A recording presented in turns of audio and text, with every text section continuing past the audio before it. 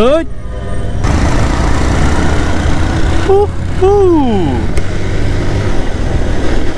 Service করার পর bike একদম ফ্রেশ হয়ে যায়। এতটুকু ডিস্টেন্সে গাড়ি চালানো কিন্তু খুবই রিস্ক। হ্যালো এভরিওয়ান, আসসালামু আলাইকুম। আশা করি সবাই ভালো আছেন।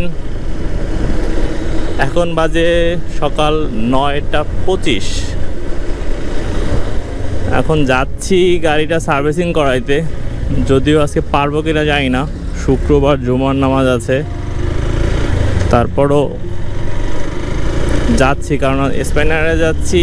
ওই সার্ভিস সেন্টারটা আসলে খুব ভালো। যাওয়া লাগতো খুব ভোরে বলতে 8টার সময় ওখানে থাকলেই হয়তো, কিন্তু আজকে অ্যালার্ম দিয়ে ঘুমাইছি, অ্যালার্ম বাজে নাই। অবাক কাণ্ড। এখন পর্যন্ত মোবাইলটাও ঠিকভাবে চালাতে পারলাম না। 8টার সময় গেলে ভালো হইতো, এখন আসলে জানি না যাওয়ার পরে কি পরিস্থিতিতে পড়বো। এর আগে 8টার সময় যাওয়ার পরেও 12 নম্বর সিরিয়ালে পড়ছিলাম, আর এখন তো বাজে 9:30। বাকিটা দেখি।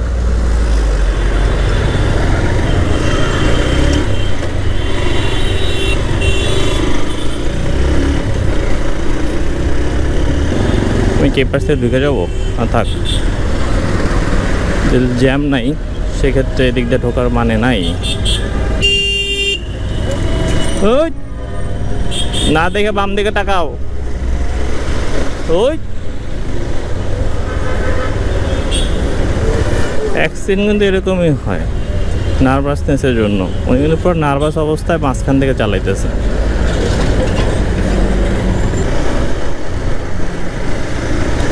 স্পাইনার এদিকে কোথাও আছে।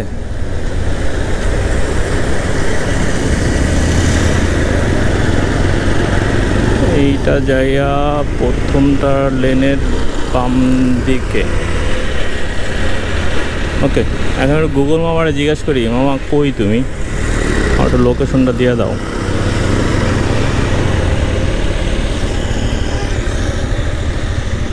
গুগল মামা কোথায়? গরিবের ফোন ভেঙে গেছে।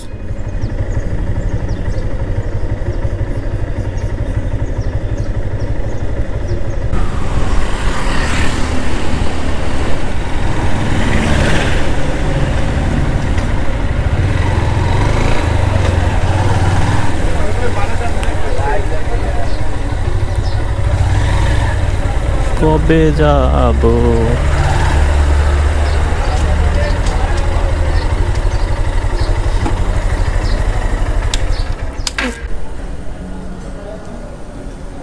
স্পাইনারে আসছি সেই 9:30টার সময়, এখন বাজে 11:30। সার্ভিসের জন্য ঢুকাচ্ছে না, এই যে গাড়ি পড়ে আছে। আজকে শুক্রবার, কখন যেতে পারবো তাও জানি না। গাড়ির সিরিয়াল দেখেন, যদিও আমার 13 নম্বর সিরিয়াল, প্রচুর পরিমাণ।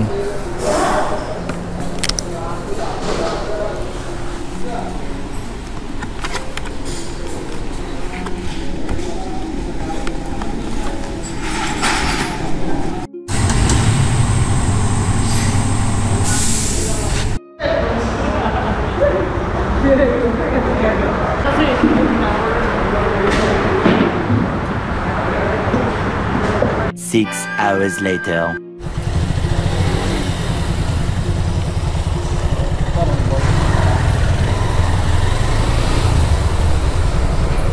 আবার কি ভাই, বিদায় দেন। 4টা বাজে, 3:30। আবার কি দেখবে আল্লাহ মাবুদ জানে। টেস্টটা দিতে গেল, আবার চলে আসছে। ওকে ভাইজান, খোদা হাফেজ। ঘেরালে যান তো, নামা লাগবে।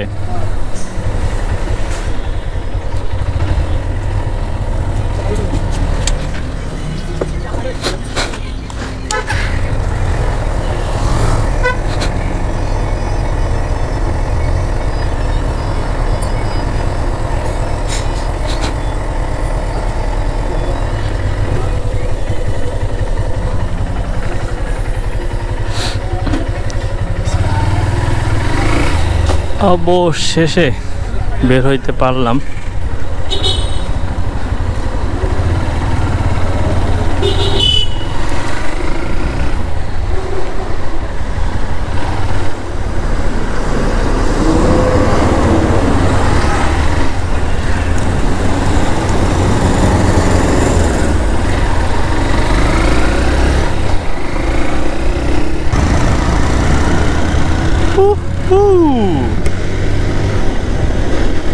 সার্ভিস করার পর বাইক একদম ফ্রেশ হয়ে যায়,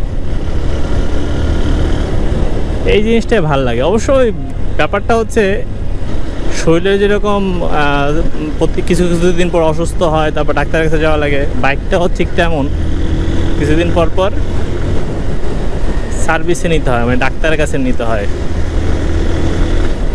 তো ডাক্তার দেখলাম ভালোই।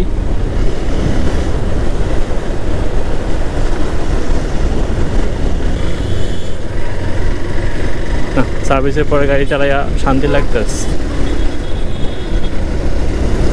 স্প্লেন্ডারের সার্ভিসটা ভালো, এটা আসলে বেশ জনপ্রিয় একটা সার্ভিস সেন্টার ঢাকার মধ্যে।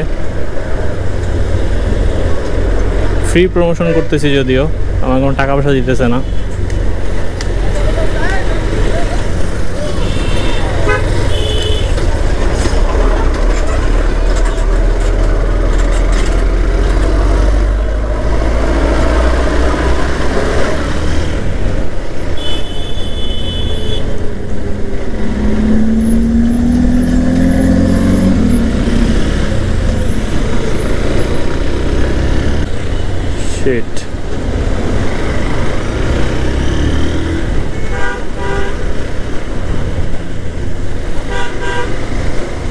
আজকে সার্ভিস সেন্টারের একটা জিনিস জানলাম, সেটা হচ্ছে বাইকের জেল ভরা নাকি খুবই খারাপ। এটা যদি আমি জানতাম না, সো আপনাদেরকে জানাই রাখি, আপনারা বাইকে যদি জেল ভরতে চান সেক্ষেত্রে বলবো যে না, কারণ টেকনিশিয়ান যেহেতু বলছে, উনি খারাপ কিছু বলে নাই বা খারাপ বলবে এমন তো না। বাইকে জেল না ভরলে একটা সমস্যা হবে যে লিক হয়ে গেলে কি করব। তো লিক হয়ে গেলে টায়ার টিউবলেস টায়ার যেহেতু, তো সাথে সাথে আপনার হাওয়া বের হয়ে যাবে না, সো আস্তে আস্তে বাড়বে। তো ওই সময়টুকু সাথে তাল মিলাই আপনার যে কোনো এক জায়গায় যায়া গজ ভরে নিতে হবে।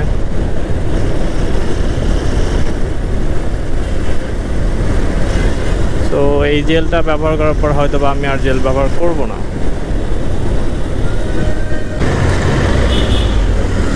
এতটুকু ডিস্টেন্সে গাড়ি চালানো কিন্তু খুবই রিস্ক, আর এটা হাই স্পিড হলে তো আরও সমস্যা। হাই স্পিডে কখনো খুব কাছাকাছি অবস্থায় গাড়ি চালাইতে হয় না, কারণ সামনে যে ব্যক্তিটা আছে সেই ব্যক্তিটা যে কোনো সময় হার্ড ব্রেক করতে পারে। সো এই ব্যক্তিটা যদি হার্ড ব্রেক করে, আপনার ওই ডিস্টেন্সটা প্রয়োজন হবে আপনার বাইকটা বা আপনার যে গাড়িটাই চালান না কেন সেটা থামানোর জন্য। সো এই জন্য একটু নিরাপদ দূরত্বে গাড়ি চালানোটা উচিত। বাড়ির কাছে এসে যদি এরকম যা মনে হয়, কার ভাল লাগে, পেটের মধ্যে ক্ষুধা, দাদু আমি খাবো, ক্ষুধায় মাথা ধরে গেছে।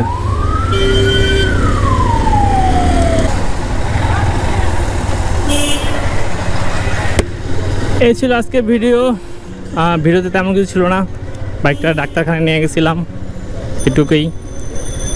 সো আশা করি যাত্রাপথ বা আমার গাড়ি চালানো এনজয় করেছেন। ভালো লাগলে লাইক কমেন্ট শেয়ার করতে ভুলবেন না। সো এই পর্যন্ত, খোদা হাফেজ।